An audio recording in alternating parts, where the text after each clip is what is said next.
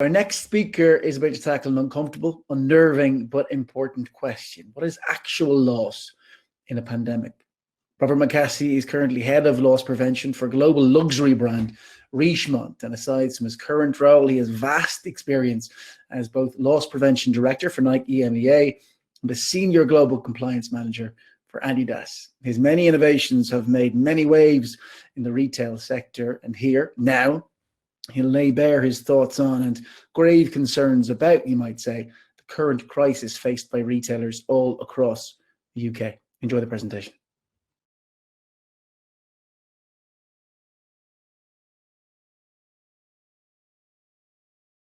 Good evening. My name is Robert McAssey, and I have worked in retail security for over 20 years, from a country manager to a European and global leader.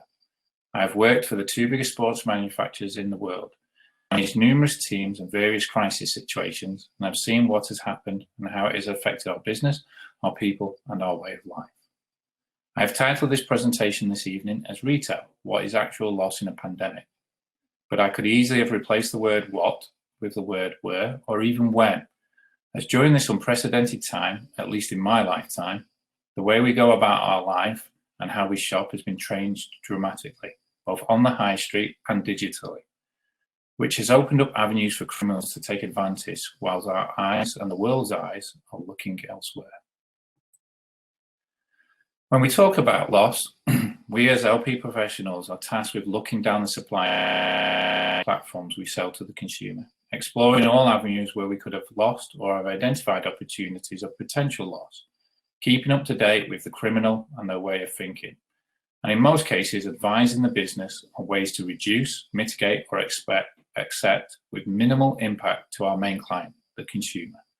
At each stage of the process, the criminal can see opportunities or identify weakness in order to steal, defraud, counterfeit any business. Manufacturing. When it's a gemstone worth over £1 million or a design for a new sneaker that will change the way we run forever, desirable and priceless to the right person, and an opportunity for competitors, counterfeiters to get ahead of the game on a new launch. Distribution, millions of pounds worth of product in one location, all moving to different outlets at various times through the day and night. Multiple opportunities for theft, collusion, both external and internal. Stores and online, a new type of criminal working in a digital world, with limitless angles to not only steal product, but use other people's data to gain these products, plunging innocent people into debt without their knowledge, or until they come to use that credit card. This impacts businesses with a loss of money from the sale of the actual product that has now been distributed.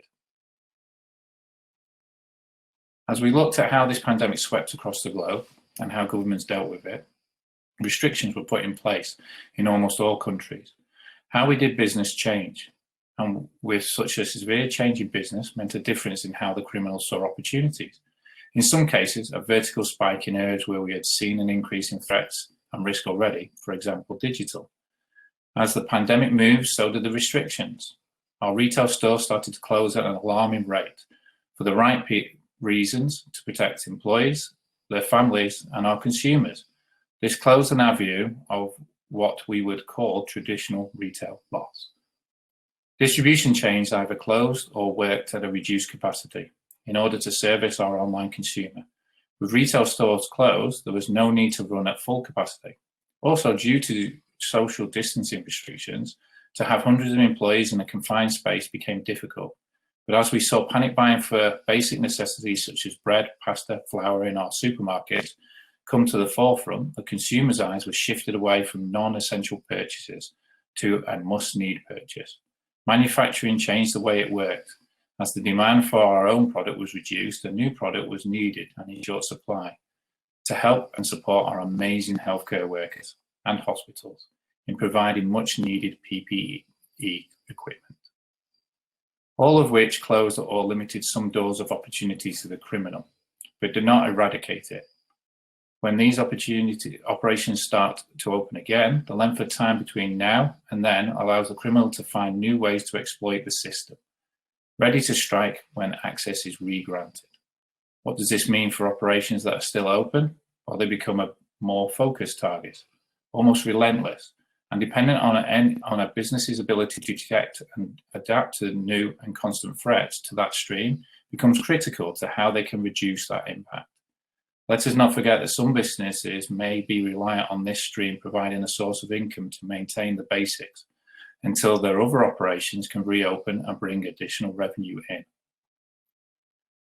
What we are now experiencing is changing our way of thinking loss and where and how it is happening. New ways to defraud and commit crime will come to our door and impact us. But where are we also focusing now? On our most valuable commodity, our people. This pandemic is not only impacting our business, but also our people and their families. We have to protect our business to ensure that we can continue to trade and provide job security to our people when we can start again. But what happens to our people during this period of self-isolation? And when we talk about our people in business, it is at all levels that people are impacted. From our global structure of head offices, our various manufacturing sites, to warehouse distribution online and in store. Those directly responsible to making our product and serving our consumer need to be protected. These are our direct impact. However, as we know, in order to function as a business, then we need to outsource some tasks through a third party. Whether that is guarding, catering, cleaning, maintenance, all of these are indirectly impacted. How does a business treat its employees when there is an unknown length of time when they cannot come to work? Retail stores that require consumers are closed. An employee in store cannot work from home. Head office roles are divided into those that can complete their normal daily tasks to those that can partially or not at all complete their tasks. Of course, this is through no fault of their own, but how does a business look at these employees and come to a fair conclusion on how they can support them for the foreseeable future? Treating each department individually or everyone the same will have repercussions. So what happens when suddenly you have to stay at home, restricted in where you go?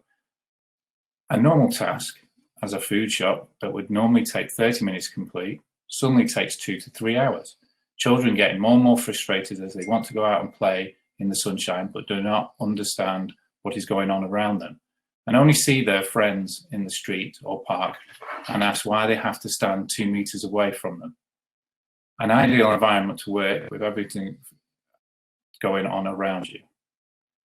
Head office functions who are able to work through the use of mobiles and laptops have had to find a quiet place in a house that is now full of people, all of who are bored and frustrated. We turn to technology in multiple devices, all being used in the same time, with the potential of making unstable connections. Video meetings are hit and miss as the person speaking is constantly breaking up. Key points are having to be repeated and in some cases missed. Phone lines constantly busy as multiple people all try to communicate changes through the day.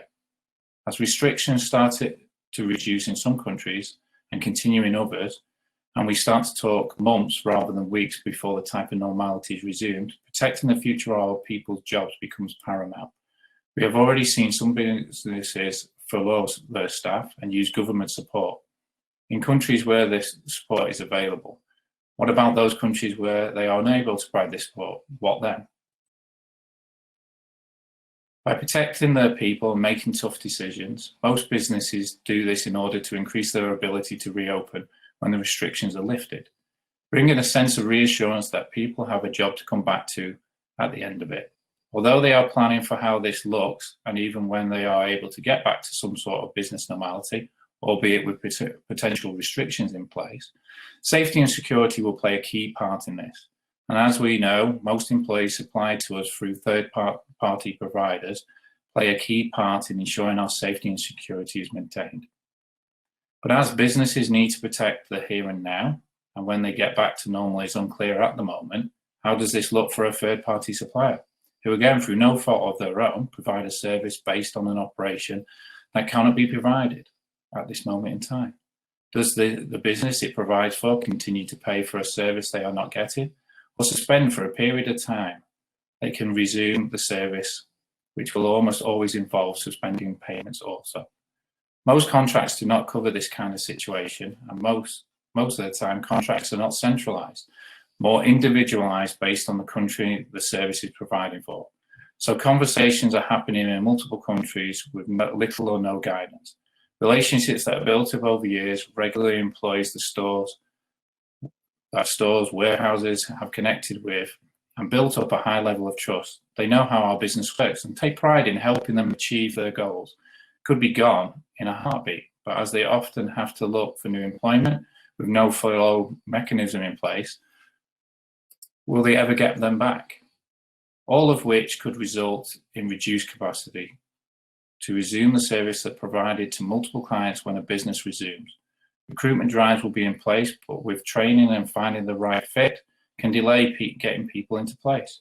And in the very worst case scenario, bankruptcy, which has its own risk in a business ability to source what could be and is a vital service. All of which can also have a lasting effect on the credibility LP has built within this business. Something that has taken years to build, but a moment to lose. So what happens next? As we start to see other countries getting back to normality and opening their doors again, China has already started to open manufacturing, warehouse and retail stores. Germany are looking to open the same as I write this presentation. And whilst I'm starting to present, other countries may be starting to lift restrictions. What will be the actual loss for retail during this pandemic? My thoughts are, we don't know at this current time. We can guess based on what we know and what we have learned as the pandemic took hold. However, it will be difficult for each retailer based on the product they have, the controls and tools they have in place to identify areas of risk or threats to the business, and rest assured, it won't be over when retail starts to reopen everywhere. There is a long road ahead, and although we have seen some retailers already go into administration, we are probably going to see more further down the line. What is clear is the world has changed. More people have applied for government support, whether self-employed or because they have been made redundant. In the US alone, in a 4-week period, 20 million additional people signed on for family credit. Governments have had to invest billions in the economy to support this, all of which could grow more with an uncertainty as to when businesses can open again and whether they can continue their business for a period of time with more uncertainty. What's for sure, retailers will be experiencing loss. It may have already happened. It may be happening now, or it will be happening very soon.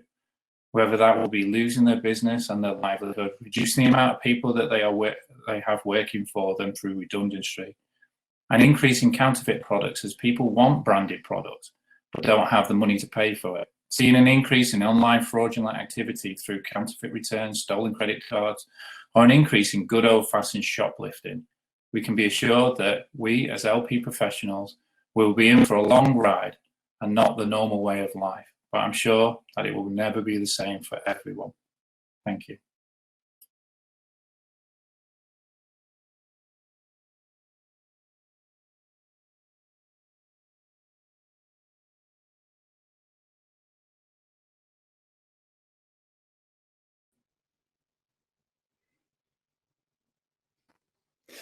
And I'm very pleased to say that the man you just heard speaking, Robert McAssey there, Head of Loss Prevention for global luxury brand Richemont, joins us now for a Q&A, which is a good thing, Robert, because we're coming in for you, which reminds me, any more questions from any of you watching there, make sure to pop them into the session chats. Robert, how are you tonight?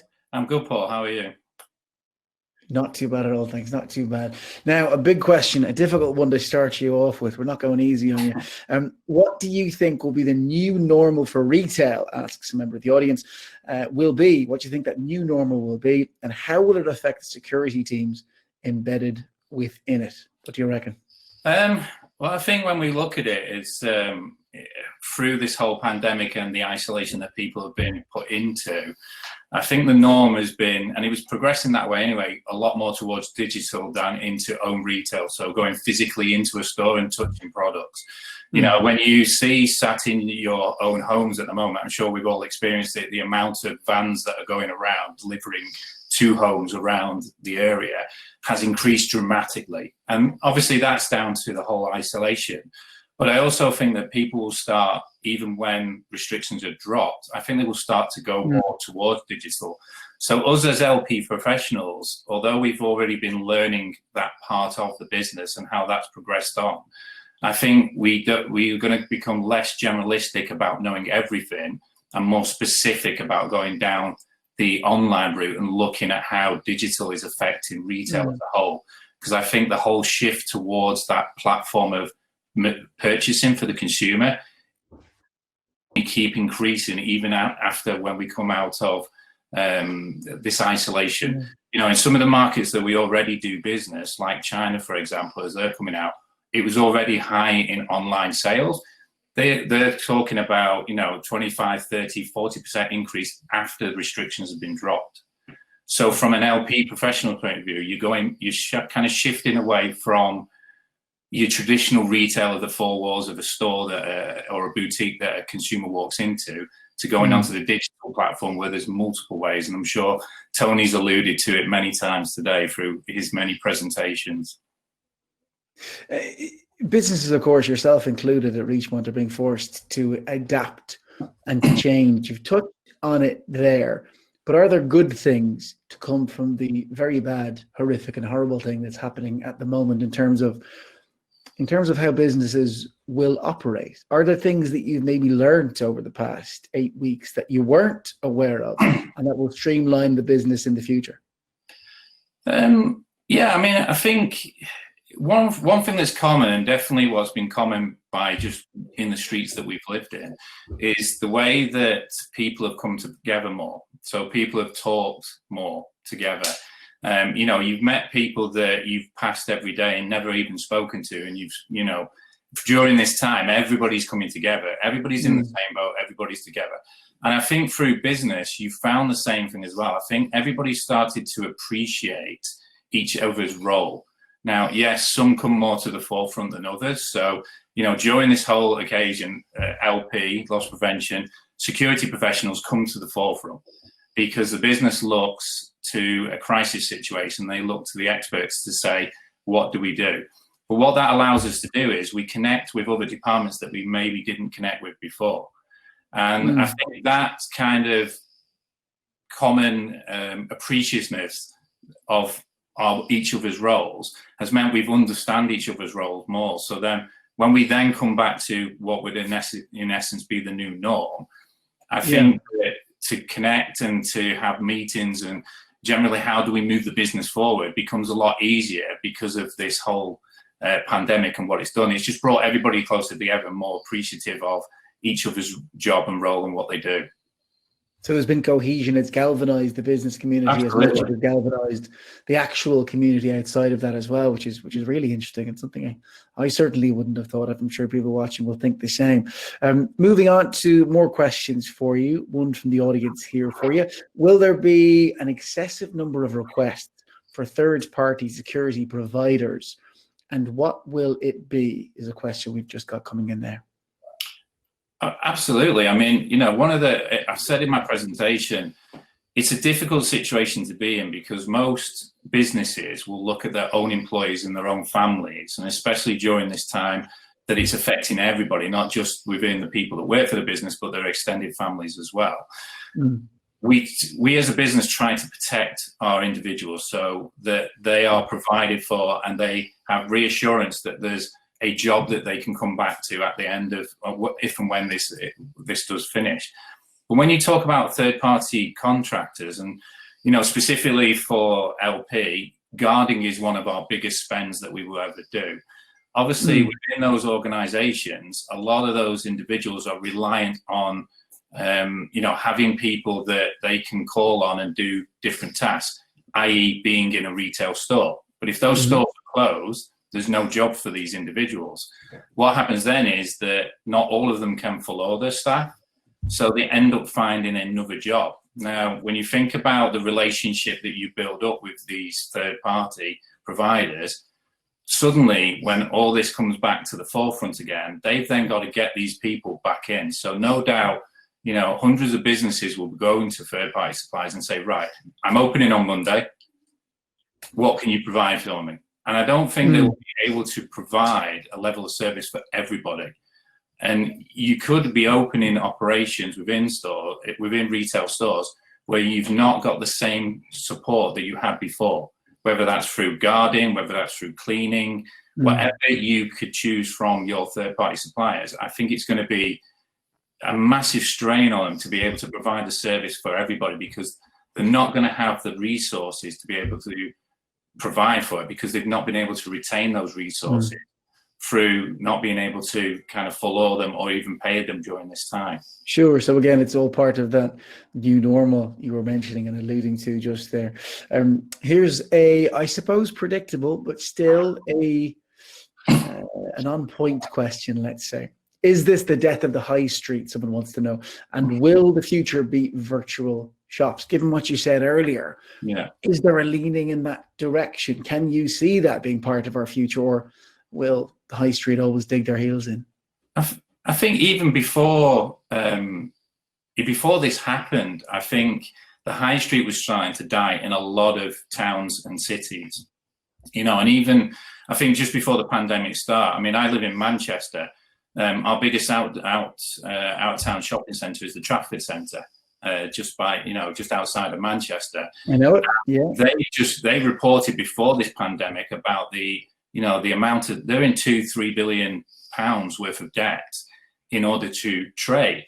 Now, this is one of the biggest shopping centres in the world. So when you look at it from a high street, they have millions of customers that go every month to that particular location, but even they're struggling. And this is before the pandemic came in. You bring the pandemic into the situation, where are they getting any money from this moment in time? There's no retailers that are open. Nobody can go in there. We're talking from a UK perspective that it's going to be end of May, June time before we might even be able to venture into those areas, if they're actually going to be there in the first place anyway. Yeah. I don't think it's going to be the death of retail, because I think there's still a need out there for consumers to be able to touch and feel items. I do believe the shift to digital has been going on for quite some time. I believe it's still going to shift, but I still think that there's consumers out there that like the socialization of going out into a store, touching and feeling items, trying it on, having conversations with the employees in the store. But I just don't think we're going to see it as big as what we saw it before. Yeah, as with that moves digital that you mentioned, I suppose what's happening at the moment might accelerate that, might be pushing the fast forward button on that. Perhaps that would have eked up over the next couple of years, 2 and 3 and 4 and 5%. But as you say, there's been a huge jump. So changing times and worries. Yeah, I'll tell you what I also see as well, Paul, and I'm sure a lot of people see it within their own areas, is buy local is quite a big thing. Yeah. So, when my wife has a small business herself, albeit, not food or anything that everybody's been panic buying for anyway, but she's basically seen an influx of orders coming through. And she's been able to provide that service to be able to, take orders online and go and deliver, leave it on the doorstep for the individual, knock, stand away, make sure the consumer picks it up and takes it inside. And I think I've seen a lot, and I'm sure a lot of our people on watching this have seen a lot of the local businesses adapt and look at new ways to how they can serve the consumer and get that product to that consumer. So although I think the high street is kind of going away, but albeit it won't fully go away, I do believe that a lot of people during this pandemic have looked at local businesses, one, to how they can support those local businesses, but two, those local businesses are they can change and adapt, and they can move to the situation and be able to think of different ways to how they can help you in this time of difficulty. Of course, yeah. I suppose it's all part, again, of those communities coming together. So it's not community and business as two separate entities anymore. No. At the moment, there's been a sort of a coming together, a galvanization of those two. And as you say, how business is changing and adapting as a product of that. Lots more questions for you. We'll just pick a few. Are you implementing new guidelines? One of the audience wants to know. In the retail stores, in regards to customer service and security. So that's a good question. Customer service, security, when shops open up again and for the foreseeable future, all of it, of course, informed by what's happening at the moment. How do you see that? What's it actually going to look like, Robert? I think you're already starting to see, I think, with our supermarkets, the way that retail is going to be. So when these lockdowns are lifted by country, there's still going to be controls in place for social distancing, getting around stores. I think you're going to see a lot of queuing outside of stores. And it's all dependent on the size of the retail store that you're going into. If you look at, if we took a Sports Direct, for example, it's not easy to get around, and I'm not criticizing Sports Direct at all, but if the sheer volume of product that is in with those stores, it's difficult for anybody to keep a social distance around that kind of area. So they might have to look at how they position their product around the store to allow consumers to come in, or a volume of consumers to come in, but still keep that 2 meters social distance away from it as well.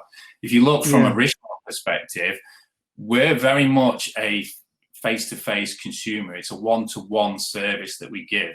I know a lot of retailers talk about that, but when you're talking about the larger retailers, it's hard to give that one-to-one service when you've got 50, 100 people within a store environment. From our level with a boutique, you've got somebody that's coming in to buy a Cartier watch or a diamond ring. It's a very specific one-to-one service. How we do that is, yes, we do have to put certain controls in place. How we handle the items, how we pass it to the consumer and back to our customer service person. How do we take payment? How do we speak to them? I know a lot of retailers are discussing at the moment is when they do open their doors, are they going to make it compulsory to wear masks initially? Not so much obviously to safeguard the consumer, but we could see things like that implemented. So yes, I do think there's going to be an element of new controls going in, but I think it's going to be a lot of trial and error. Just finally, Robert, I think we're all curious, myself included, as to how the other half live. Now, Richemont obviously is a global luxury brand. So high net worth individuals, are they doing what we're all doing, as in we're tightening the purse strings, we're buckling down, we're not spending as much as we would have been? Or for that top percentile, is it business as usual? It's business as usual, and there's desperate business to get back into it as well. It's we're having to support the business to understand ways and means about how we can keep serving that consumer, because like I said, you have valued customers. It's not to say you don't have valued customers everywhere in retail, but you have consumers who are consistent purchasers, expect a level of service. There are top-end customers and they expect a certain level of service. So what we have to look at is that even through this lockdown, we have requests quite frequently for purchasing of items that are not available through our online stores, because as you see, is most retailers will have an online platform, but I think we've all used it at the moment, myself included. Obviously, being stuck at home, there's nothing else to do but look at online. Is the availability of that product has always been quite difficult as well. But that we're talking about mass-produced products. We're talking about T-shirts. We're talking about PK polos, jeans, those kind of things. When you're talking about Richemont product, it's not something that we have on the shelf necessarily. It's something I showed in my presentation that's made from the manufacturer. The stones are sourced, they're then made into a particular item. They then go through the distribution and into the retail store. But we can still provide the service. We've not seen, I'm talking to a lot of my colleagues, even through the online platform, they've actually seen a sharp increase in sales as well. So, it's not just a Richemont thing. I think other retailers are seeing a benefit to this, or are maintaining that people want to keep purchasing, even without touching or feeling the item as well. So there is a silver lining. And Robert McAssey, head of loss prevention for global luxury brand, as we said, Richemont. Thanks very much for joining us today. Really enjoyed that. Take care of yourself. Thank you very much, Paul. Appreciate it. Best of luck now. Have a good night. Thanks very much.